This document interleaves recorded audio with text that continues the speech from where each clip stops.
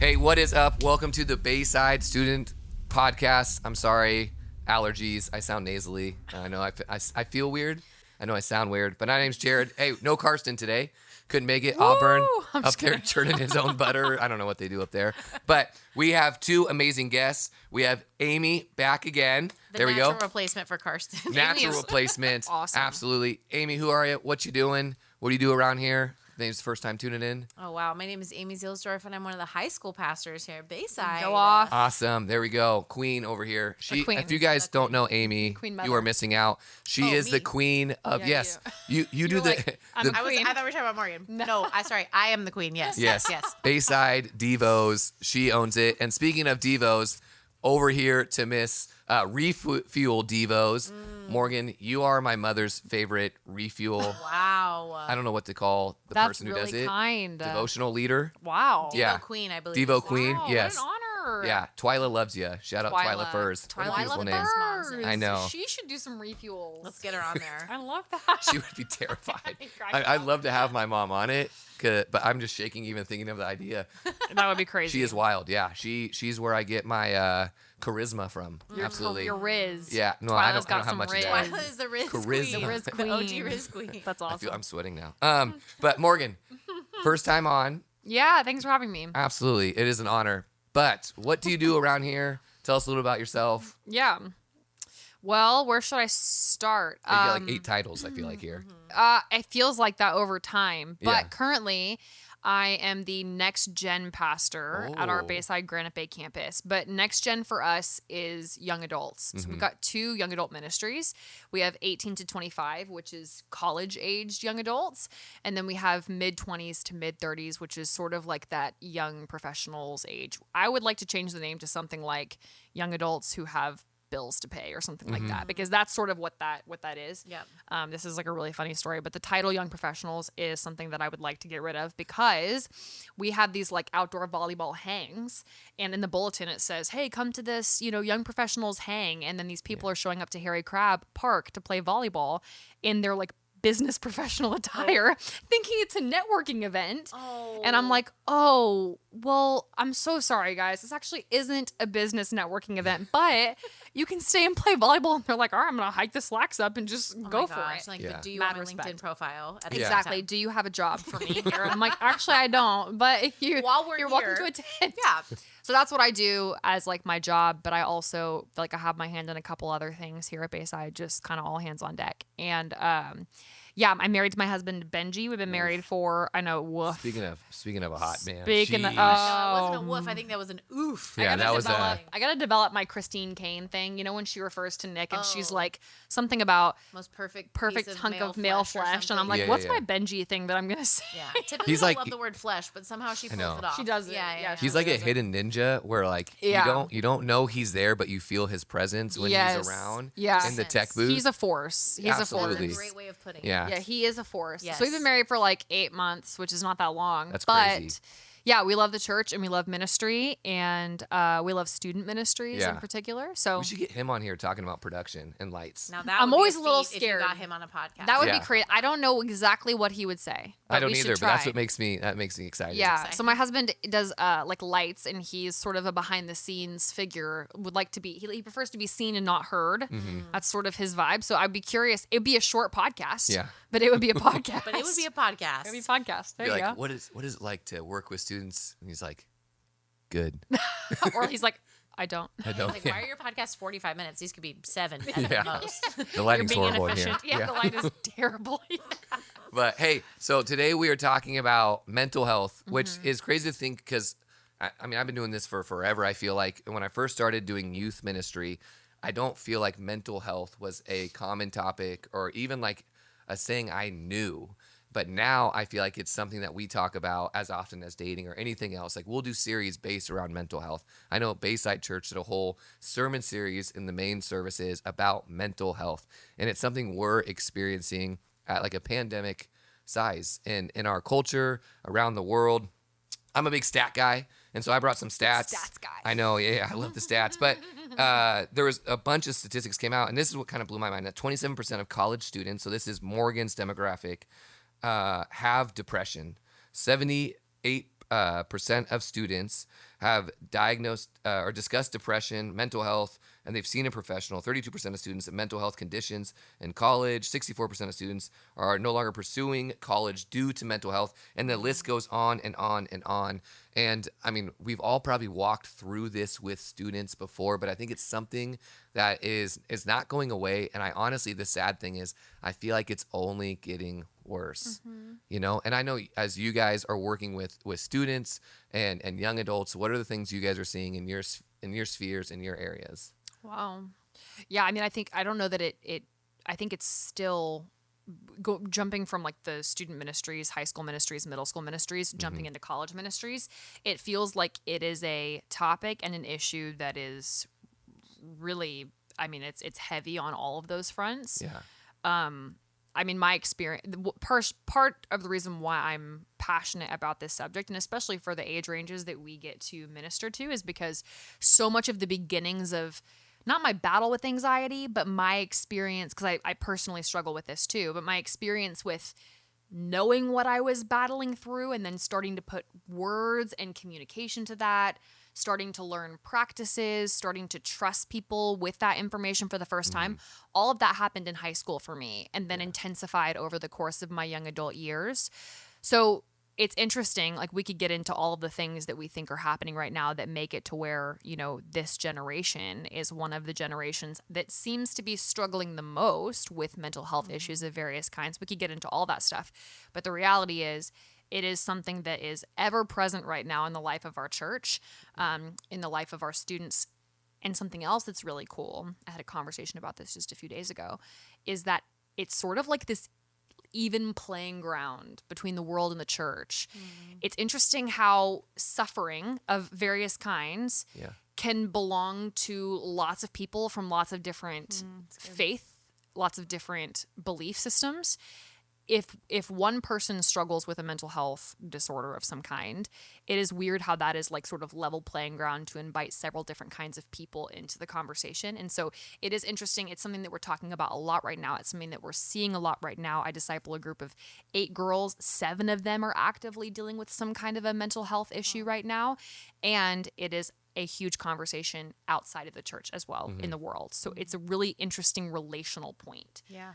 You mentioned that mental health series that we did at Bayside, and the record numbers of people who were not churched, had never been in a church before, but came into the church because they saw a series that appealed to something that wasn't just a church thing. This is a world thing. Yeah. We saw some crazy numbers because of that too. Yeah. But that's sort of, I guess, a big picture view at it. Yeah, I mean, honestly, I think it's interesting, like you said, to think about that curriculum. I would say that mental health is sort of the felt need of this generation. Anytime you're talking about writing a curriculum or you're looking at doing a series, there's the piece of, obviously, how do we address something spiritually? But for the church to be outward focused, how are we also looking at the felt needs of our community? And I would say with us working with the next generation, the felt need really is, how do they, like you said, give them language surrounding mental health?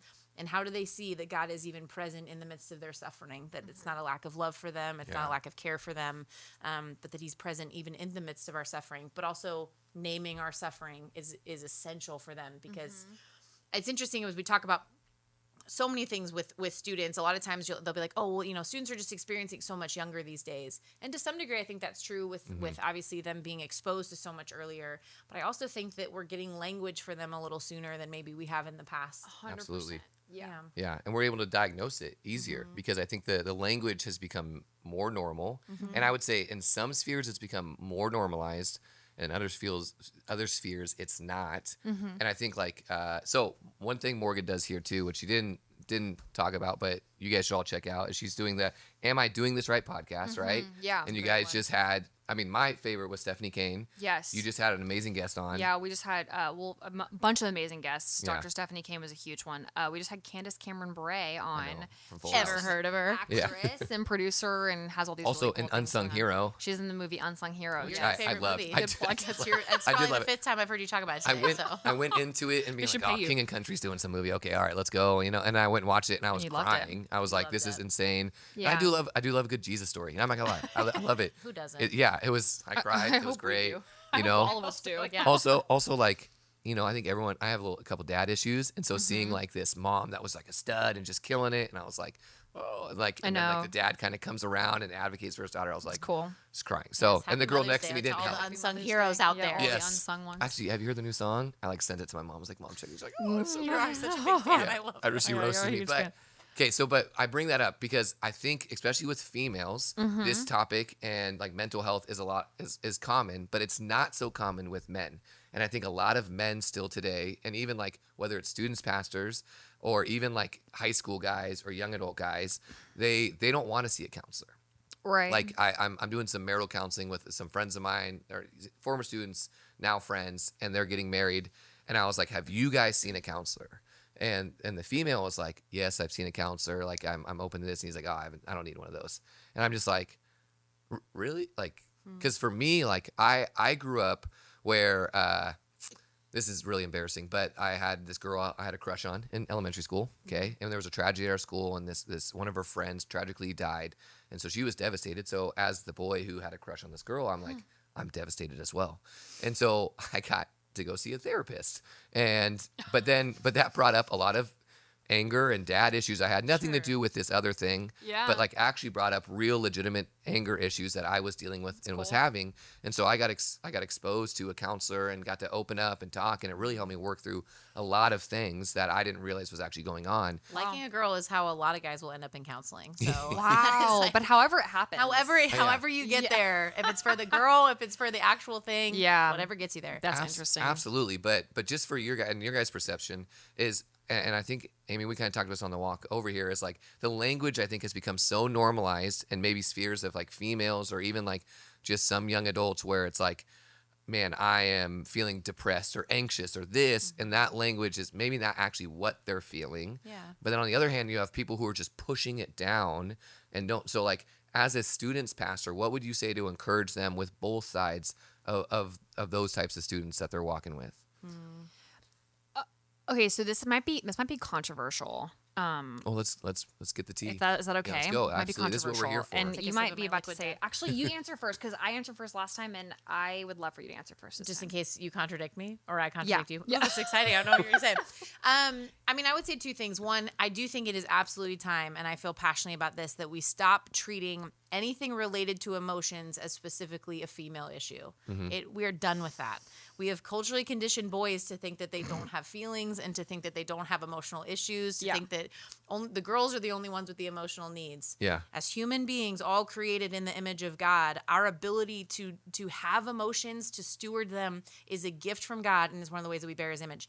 Because of that, I think we've tailored so much of the mental health conversation even towards females. Yeah. I think I think even if you look, this is what's crazy. Even if you look at Britain, even specifically, like their suicide rate is much higher in males. Like there's something absolutely. to be said for the Yeah. fact that Yeah. this is not just. I think there's very few issues that are just one gender Yeah. or the other, and so 100%. I think when we approach it with students, girls may have more language, but really may feel more freedom to talk about it. That I think sometimes we just tell students, talk about your issues, sit in your small group and talk about it. Truly, that may be more easy for girls to sit and do and talk to their small group leader or talk to their friends or talk to their parents. It doesn't mean they're the only ones having the issues. Yeah. I think we have to recognize that there may be a few more barriers that a male student may have to share the things that are going on with Yeah. him. But I would say it's the responsibility of us in leadership of students to say, man, what are we doing to pay attention to this, to break down every barrier that would exist for the student to share the things and Yeah. create as safe a space as possible. So in regards to that, I think, historically speaking, we have often defined like masculine strength as being as emotions Emotionally. being a weakness to that strength. 100%, Instead of figuring out actual strength doesn't mean that we don't have emotions, that we don't Yeah. experience them, but we actually steward them well. Yeah. 100%. Yeah. I mean, this is not the answer to the question, but this just inspired me that one thing we probably should do in the church at large is a true study on what biblical manhood and biblical great. womanhood looks like, because it is some sort of weird misconception that's gotten tossed around through the decades that men are not called to feelings of gentleness, or men are not called to feelings of feelings and empathy or compassion or that there's, like you said, that there is a weakness in emotion, and that's actually not true. And I think biblically, if you were to evaluate even just the Psalms, for example, there were some men in the scriptures that had some very large feelings. Absolutely. Oh yeah, Very big David feelings. was a big feeler. David might have had something mentally going on, and actually what was cool is he embraced the putting feelings to words and the expressing of emotions and the beating his chest and crying out to God and all those things. So different topic, but Well, yes. even to that note too, is like even Mark Clark, one of our pastors here, just said like, when was David more a man?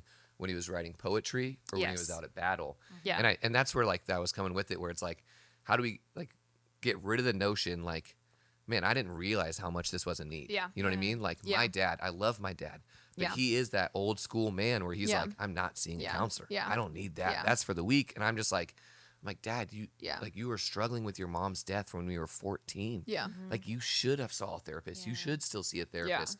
But because culturally it's this, and I also think too cognitively, it's like girls develop so much faster than boys. Like as a middle school pastor, my 8th grade boys are nowhere near where my 8th grade girls are. I mean, there's a few who like develop a little bit quicker, but for the large majority, my 8th grade girls cognitively are able to articulate their emotions a lot more clear. And I think that creates an opportunity for like conversation earlier. And then dudes, because of the culture, I think has a lot to do with it. It's just like they don't want to. But here's even too, for like students, pastors who are listening, bro, or if you're a female or a male, Thank you. Love absolutely. If you have not saw a therapist, go see a therapist. Yeah. Even if you feel good, man, even if you feel good, just go get someone to talk to. I have a therapist here. I absolutely love him. He tells me I can't see him as often as I want to. And he says I talk about him too much, but I'm just going to shout him out here. You know, if you are in the Roseville area, come to Granite Bay, request Jeremy. He's phenomenal.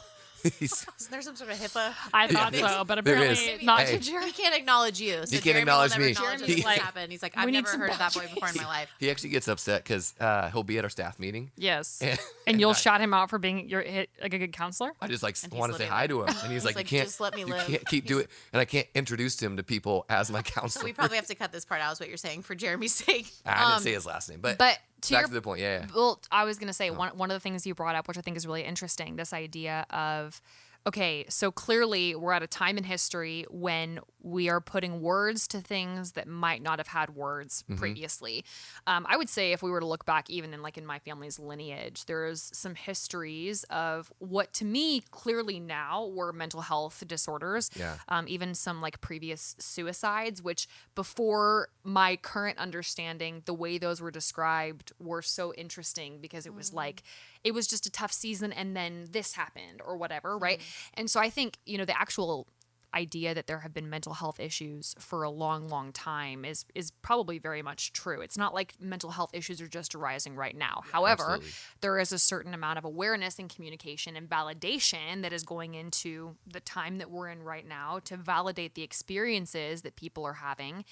And that's huge. Now, one thing that's very cool about this age range that we all get to work with is that cognitively, if you think this through, this is the age range where communication is being tried and tested, right? They're learning how to feel what they feel and to put words to it.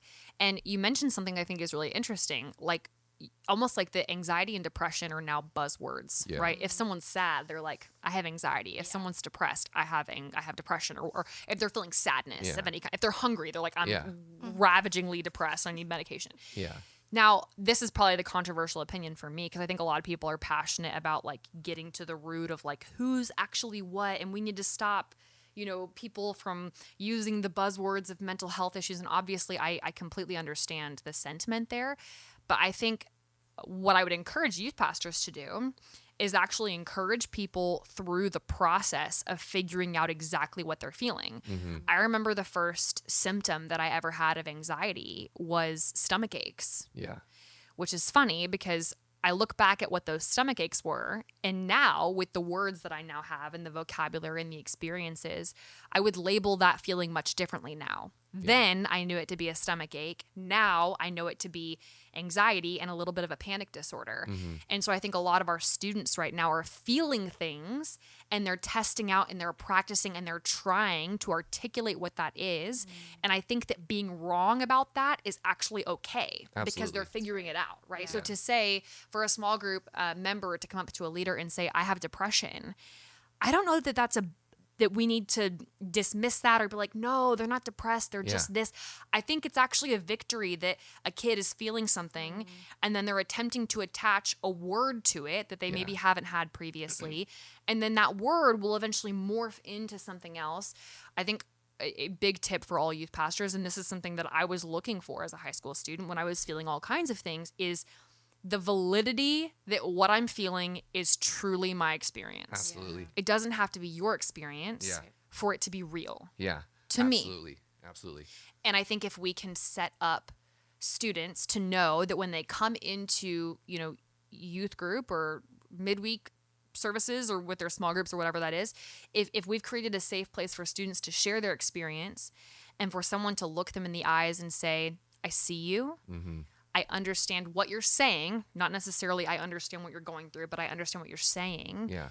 And we are committed to loving you through this, helping you through this, and praying for you through this. That would be a Absolutely. huge step in the right direction. This may derail some things here, but something you said Always sparked. a great start. Yeah, this sparked a lot for me, and I think this is so true. Is a student's openness to you is like they it's almost like a test, right? They're allowing you in, and how you handle it may be how you can walk with it through them. Right. Okay. So when a student or someone feels that, so I have so many examples of students, peoples, adults. Like I was there's a middle school right next to us here, and the principal and I have been walking and talking and doing things, and I've noticed like, man, I was like, you've lost a lot of weight, and she's like, I actually had a hormone imbalance, and I went to the doctor and I found out this is what my feelings were. Right. And it was like, she's like, I got this. I remember like my wife was having, she experienced like some panic attacks. She's like, I don't know what's going on. So we went and saw a doctor saying this. And so like, rather than like becoming medicated, she changed her diet and realized that caffeine like overstimulates her. Yeah. You know what I mean? And so like a lot of times we have students that Yeah. are saying, hey, this is what I'm feeling. Totally. And not saying we dismiss the feeling, but like, hey, like we love you. Let's walk through it with you. Even if sometimes we don't agree with the responses. And this is where I said this may derail us, because I worked in the Bay Area for a long time. And especially like you're talking about that even playing ground, right? Like I've had students that were suicidal and struggling with some serious mental health stuff, and they went to a therapist that encouraged them to like transition. So the student I had transitioned, and for me, it was one of those spiritual battles where it's like, how do I walk with a student where I don't agree with the decision that this girl, now boy, is making, and love them as I feel like Christ would love them. Now, this was crazy, and every situation is different. Every student's different. This student was in and out of insane asylums, attempted suicides multiple times. The dad was not a believer, and I remember crying with him on the phone and him just being like, I just don't want my child, and he kept using daughter to kill herself. So if this is going to keep her alive, I'm all for it. And I was like, hey, well, I don't know either, but just know I'm here for you and I'm praying for you, and when whatever. And so even after the transition, like I was there for that student. Now that student knew like where I stood, and I didn't believe that they should have done this, but I'm like, I'm going to love you, and we're going to have a place for you here at church, and I'm going to keep preaching to you Jesus, and I'm going to keep loving you the best I can. But like as students go through this, one of my favorite books is called Hope, and there's Hope 2.0, but it's like students go through serious issues, and a lot of times we can be like Job's friends and not like Jesus. Like we can be Job's friends, be like, what sin's in your life? What's causing you this anxiety? What's this and that? Rather than just being like Jesus at like when the woman's caught in adultery and he's just like, I'm here and like go and sin no more, but like loves them. You know what I mean? Like we can be so consumed with trying to be right when rather just praying and being with them. And some of these students are really struggling. And this is the last thing I have to say about this. And is I have a student now. She's a missionary for YWAM. So shout out YWAM. And I'm so proud of her. Her name's Elena. And in high school, she drove me nuts. I can say this now. She drove me nuts because it was like 2 a.m. Her dad would be calling me and being like, hey, she wants to kill herself. Can you talk to her? She only seems to listen to you. And I'm just like, what is going on? Like, I want to sleep, but this happened so many times. And I remember I dragged her to Mexico one year. And she drove literally everyone insane. Like everyone on the trip was like, I want to push her out of the van. And I get it because she was obnoxious. And the second year, she came back reluctantly, but actually enjoyed itself. Her third year, I remember hearing God speak, go pray for her. And I went and prayed for her. And I just felt like, you know what? God says this is your home, which is crazy now because she's now a missionary at that base in Mexico. But then there was this moment where she hugged her brother, which was healing and all this stuff. And she like changed her diet and she went to therapy and and now she doesn't struggle. I mean, she still has like episodes here and there, but she is serving God in the kingdom. But it was a long journey of dealing and walking through the ups and downs and her, just like kind of going through the motions. Yeah, and I would say honestly, I think the interesting thing as we talk about kind of the conversation shifting is that historically the church has missed a lot of this conversation. And unfortunately, while the church should have been on the front end of so many things, we end up sometimes being the ones playing catch up. And I think in the mental health conversation, there's still, as we talk about some stigmas needing to be removed, I think the tricky part with something like mental health is like you guys each touched on, it touches on every part of us, right? It's our mind, it's our emotions, it's our body, right? There's it is this holistic piece of who we are. And I think what sometimes the church can do, and I do understand that there's a spectrum of theological beliefs about what anxiety actually is. How spiritual is it? How physiological is it? And is it somewhere in between? And I would say, regardless of where your church finds itself on that like, it absolutely is both. That like, yes, there's something actually there's physical suffering that takes, and you could speak to this so much better than I could, but there's this actual physical suffering that takes place because of being plagued by things in our mind. But at the same time, it is deeply spiritual, and that God does meet us in the midst of that, and that any type of suffering is spiritual in the sense that God is forming something in us, and he wants to meet us in it. And so I think the discouraging piece is that as we look to the church, I think even in regards to the mental health conversation, we've gotten it wrong in a lot of ways. And I think I would encourage pastors that whether you struggle with it yourself, which I think, like you pointed out, I think sometimes we think, oh, I don't struggle with mental health, but health of any kind, like, there's times where we're healthy and there's times where we're not. And I think it is really important that we treat it like our physical health, where we do things proactively, where we pay attention to things. Like I, especially being a mom of 3 young kids, I have to work out regularly to control my nervous system, because otherwise I'm going to be on the verge of a mental breakdown. There's all these things that like, that we do preventatively when it comes to our physical health. And I think sometimes we don't apply it to our mental health. And at the same time, I think, how do we pay attention to it? Like it's something that we do have to steward, that there's going to be seasons where we're in and where we're out. And whether it's something you feel consistently afflicted with or not, I would say as a pastor, if you are stewarding and shepherding students, that you know that this is their story. It is our responsibility to be better informed, to think about, like you said, how do I meet them in it and walk faithfully in it? Not trying to diagnose them, not trying to speak beyond my pay grade on some things, but how do I walk alongside them, in the midst of suffering? Yeah. Dr. Stephanie Kane on our most recent podcast episode on mental health for a different podcast for Am I Doing This Right? She said we are biopsychosocial spiritual creatures, which basically just means that like every part of you is engaged in who you 100%. Are. Being is so many different things.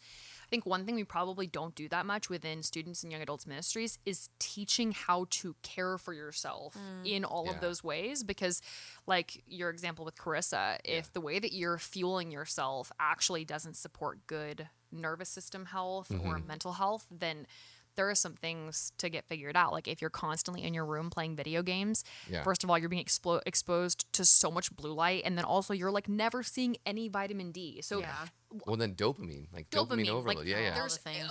And there's so much about that that like contributes to some really tough stuff in the future too. So it's like, even if I know this isn't as cool as like, the messages that are like, just heavy gospel hitting, repent from your sin and whatever, like that's awesome. But also, are we discipling in that way too? Of like God gave you a body and He gave it to you to shepherd and steward in a certain way. Yeah. And these are some recommendations for how you do that. If you're cool with it, I would love to give a little perspective to the student pastor who maybe has some students in their ministry who are actively struggling with some of these things. Absolutely. I would love to just give some insight into that, because I am not the spokesperson for all mental health, and I'm also not a counselor or a physician of any kind. So my experience only comes from just my own personal struggle with anxiety, and I've struggled with an anxiety and panic disorder since the earliest that I remember is second grade, but I know it's before that too. Yeah. And it hasn't stopped. So I actually met Jesus kind of in a way of thinking, oh, well, maybe the whole Jesus thing will fix my anxiety. And then it provided so much hope in my life and fixed many other things, but the anxiety piece has still been there. So that's been like a whole other journey of figuring that out. But I think one of the cool things about the experience is I get the chance to talk with young adults and students that are actively in the throes of their battle with their mental health. And there is a commonality and a shared experience that makes for some really cool ministry moments and opportunities, which is pretty special. But one thing I would say, or a couple things that I would say to the person who might have some students in their ministry who are struggling with this, I would say awareness of all the possibilities of what might be going on would be key. So this is just me and, my I'm going back to high school Morgan, but I remember being in student ministries at church, and when the message part started, I would always leave. So I was fine during worship, but I had to leave during the message. And I wasn't really confident in what I was experiencing, especially not confident enough to actually share it with somebody, because that felt embarrassing to me. So instead of articulating what was happening in my body, I would just leave. And that was always treated with discipline. That was like, well, Morgan's being rebellious. Or when I wouldn't want to do like weekend retreats, it was always met with kind of like this is like why aren't you doing this? It was more of a guilt trip thing. So I think there needs to be the assumption made that every student is walking through something that they might not be able to quite articulate with yet, or they might be experiencing a little bit of embarrassment or shame in what they're feeling. And so I think making the assumption that that's happening, kind of not that exact condition is happening, but that a lot of the things that frustrate you or cause you to want to discipline might actually be not the thing you think it is. Yeah. So to be aware of that and to like just keep that in mind. And then the second thing, Jared, you kind of touched on this, I believe, is that you don't actually have to be the one that bears and possesses all the right answers. You can just be the ministry of presence, and you can sit with people and you can listen, and that actually probably does more than you giving advice. Because if what these kids and young adults need to do is to figure out how to develop communication surrounding their feelings, they might not actually need you to be the one that's verbally processing their experience. They might just need you to sit there while they learn to verbally process their experience, because that's helping them create pathways in their brain that they never had before. There was another one that I was thinking that I thought would be really interesting. I think equipping small group leaders for those kinds of conversations 100%. Is also really key, because our struggle always when it comes to leading a group or having conversations is that when an experience comes up that you're not quite comfortable with or you don't understand, sometimes your knee-jerk reaction is to create distance between you and them, or even like for students to create distance within their groups, when actually there is a way to really positively reinforce when someone is trying to share something that is hard for them and is a huge milestone in their journey. I remember the first time that I like opened up to a member of our youth group when I was in high school and shared in a very disjointed language what I was going through. And my friend Hannah was the one I shared it with, and she was in my small group, and she just met it with such warmth and encouragement, and she would just nod her head while I was talking, which made me feel like, oh, she doesn't think it's weird. She's listening. Maybe she gets it, or maybe I shouldn't have been scared to say this for all this time. Maybe I could have said this a little bit earlier. And then obviously the first time that a doctor looked at me and said, oh, actually, here's what your test results show, and this is real. That was like a life-changing, tear-jerking day, because it was the first time that someone actually validated an experience that was only really happening inside of my head. Yeah. So there's a lot of loneliness in a mental health issue because you're dealing with it on your own with only your own tools. You only feel like you're the only one that's going through it. Because how would you explain it? We Yeah. don't know how to explain. Everyone, No. all of our high school students, middle school students, and even young adults, they're walking around trying to figure out how to put words to what they feel. And the Yeah. best thing that we could do for them is to open up avenues for them to practice that Absolutely. and to wrestle with that with God and to get really good theology on why God allows Yeah. us to go through such things. Yeah, Because and- that's usually the second question. Yeah. exactly. And I think in our natural tendency and our sinful human nature, not saying that obviously these things are a byproduct of sin, but it's not saying like you did something to earn this, but the sense is that sometimes when we feel this way, we then put shame on ourselves. So we would tend to isolate ourselves.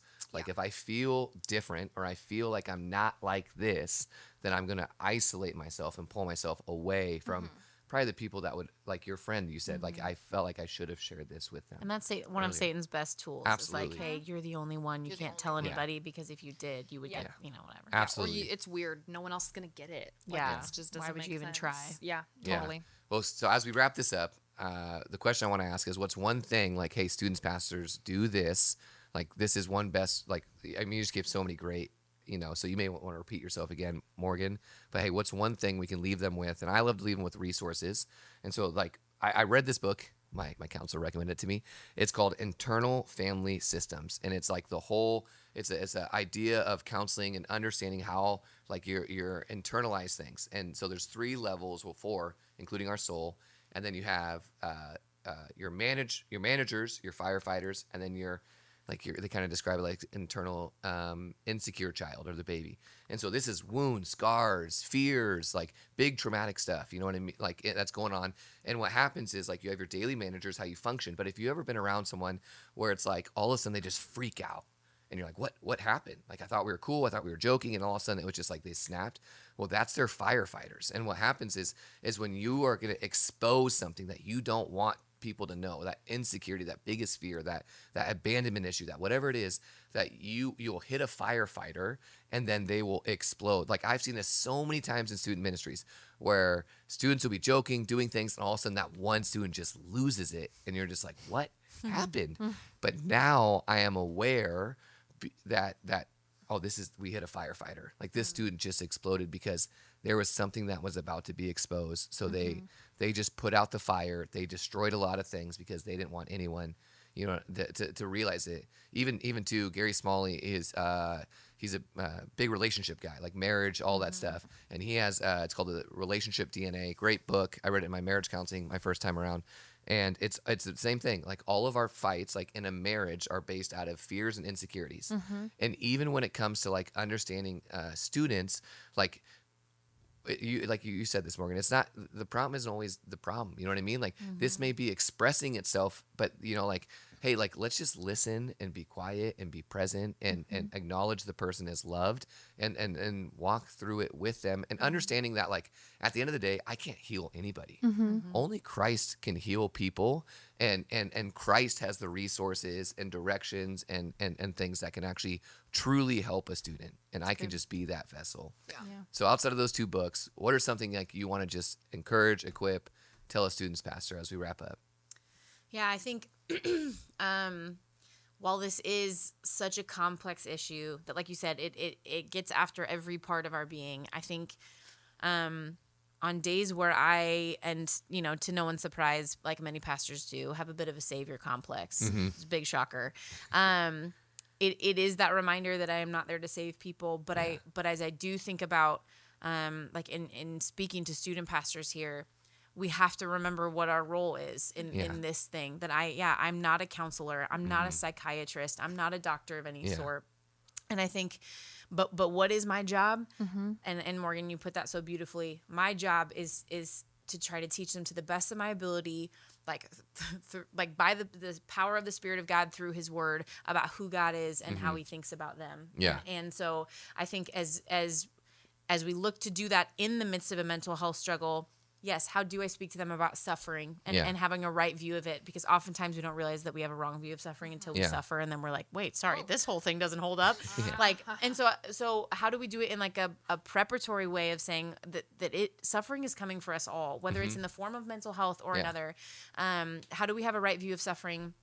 But then also, how do they have a right view of God and his love for them? Absolutely. That, like I said before, it is not a lack of care or compassion, but in fact, it grieves the heart of God when we suffer. And this was never the way he intended it. And I think even that view of knowing that, healing and hope are coming for us all when we put our faith in him, that it may not come this side of heaven, but that it is the future that we look towards. We do look towards that day where there's, no more crying, no more tears, no more anything, no more pain.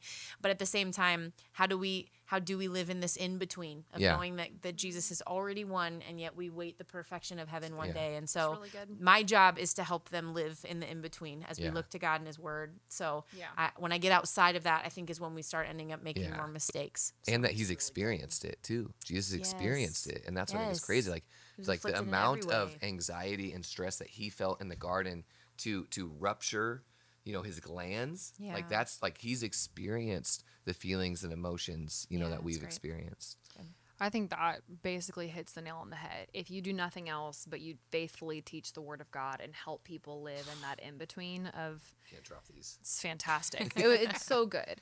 And the only thing I would add to that is you might not be able to share each of your students' experiences, whether that is a mental health experience or something else, but you can expose them to people who have. Yes. And I think one of the most redeeming aspects of the Christian faith is to walk through something that has such unimaginable pain, and then to meet or to see somebody that maybe shares a piece of your story, and you can see God's redemption in their story, but maybe like a few steps further along. Yeah. I just know that every time that this is such a silly story, but I remember I was teaching a study here at Bayside on anxiety, and I do not remember why I felt led to share this part of my story, because in all honesty, it's like a little bit embarrassing and very specific. But I was demonstrating that when it came to this, year-long period of my life where I was so riddled with fear all the time, I couldn't eat anything besides this one safe food. And my one safe food was the chicken flavored ramen noodles, the Machuran one, or however you say it, Maruchan. Yep. Only that one. Had to be chicken, couldn't be beef, couldn't be anything. And I literally ate a package of those, one for breakfast, one lunch, one dinner, like 3 me in times a day. college. And that was a full year. And it was literally like there was no nutrients going into my body, but it was like the thing that was keeping me alive because I was so panicked. And I didn't know it or why I shared that. And the crowd kind of was like it wasn't like as funny, relatable as You I can thought it always was tell going when to it's be. not hitting. You're like, oh, just me? All right. It wasn't hitting. But I also was like, but I also didn't think I should have said that in the beginning. So I was like, why? And weird and ugh. And then this girl comes up to me afterwards and she is sobbing. And she's like, literally to the detail. Wow. That's me. It's what I'm eating. It's all I can eat. It's like you said everything, and it was like so oddly specific that it felt like a movement of the Holy Spirit. Absolutely. And I say all of that because I come into contact with experiences like that all the time. When I get the chance to share a struggle with anxiety, it's always met with this move of God, not because of me at all. It's met with the move of God of like the shared human experience where people can see the Holy Spirit moving in and through somebody else's story, and it causes them to have greater faith for their own story. Yeah. And so as the student pastor, you can't always be the one to share everyone's experience. You can't get up and be like, I also had a porn addiction and I also had that, you can't you can't have everyone sin or everyone struggle, but you can put trusted voices in front of them that do share their experiences. So I would say diversify your panel of voices that are speaking into your students' lives. Obviously, find trustworthy voices, but that's for all areas of the struggle that we see on planet Earth. Sexual sin and mental health battles, Racial and tension. racial. Like, oh my goodness, all of this stuff. It's like you might not be the one, and that's actually okay. But you can be the facilitator of some fantastic conversations that leave students feeling very seen and very excited for a future that they might have been very worried about. Absolutely. And you did this honestly so well at Unleashed. What was that 2 years ago now? Because I've had so many students to be like, Morgan's message like killed it and killed me because it hit me right where I was at. And it gave them so much hope and stuff. So I would say like everything you just said, everything Amy just said, man, and even too, like I think of we have a podcast around here called Better Days with Wes Towns, who the Beanie Prophet, man, he is incredible. And then Dr. Stephanie Kane also is his co-host as well. If you would like to be more resource, because at the end of the day, and this is our whole thing here at the Students Podcast, is when one of us gets better, we all get better. There we go. Thank you, Morgan. Thank you, Amy, for being I wonder here. which thing was the tagline of the podcast. Hey, you like that? That was good. I got it. All right. Well, thanks for tuning in, guys. Have a great day. Bye-bye.